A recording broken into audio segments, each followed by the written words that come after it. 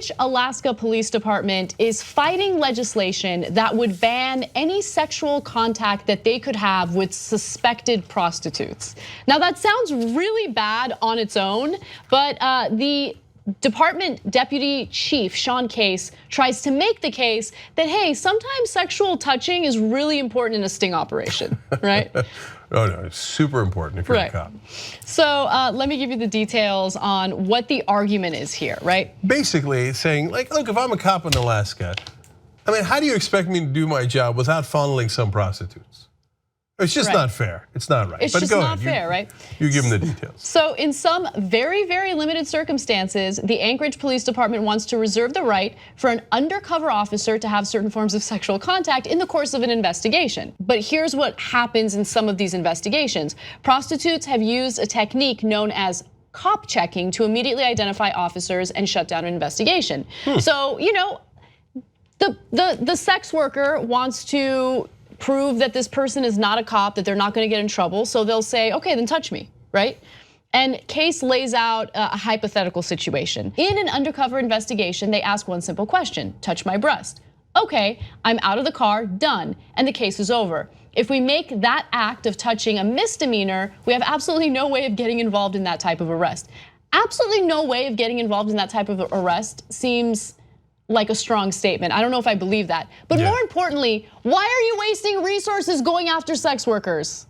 Why, right? Yep. Like, isn't it funny how the only form of prostitution that's legal in this country is political prostitution? Like, that's okay, but when you have two consenting adults exchanging money for sex, that's not okay, right? No, you know what, they should use the politician defense.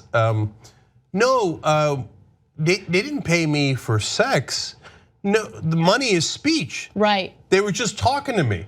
And they were just talking to my breasts, and then they were later talking to the rest of my body. Yeah. Because they just gave me money, and money's just speech. Just speech. Now, in order to understand, you know, the way the laws work in Alaska, you need to know that it's not currently, it's not illegal for a cop to have sex, like full-on sex, with a suspected sex worker, right? The only time it's illegal is if a suspect is already in custody. And so this legislation, which was proposed by Democrats in the state, would have kind of changed or taken care of that loophole. But you know, there was so much pushback that Democrats were like, fuck, just leave it alone, right? We have other things to focus on. And you know, the cops are saying, we're not having sex with these suspects, okay? Just everybody relax, but there's really no evidence of that. Okay, anyway, also keep in mind that this kind of stuff happens in other states as well. In fact, in Hawaii, it was legal for police to have sex with prostitutes as part of an investigation until 2014, after the loophole and the Honolulu Police Department's opposition to closing it became national news. Police dropped their objections to the change. So I guess they might have been a little embarrassed. Look, how do you know that she's a prostitute until you've orgasmed? There's no way of knowing until you culminate. And in Alaska, they say, no, don't worry. The cops use this in, quote, very, very limited circumstances. Only when they're really, really horny, okay? That's all. Yeah, anyway, I want them to focus on other things, not sting operations aimed at sex workers. They say that this is more about finding traffickers.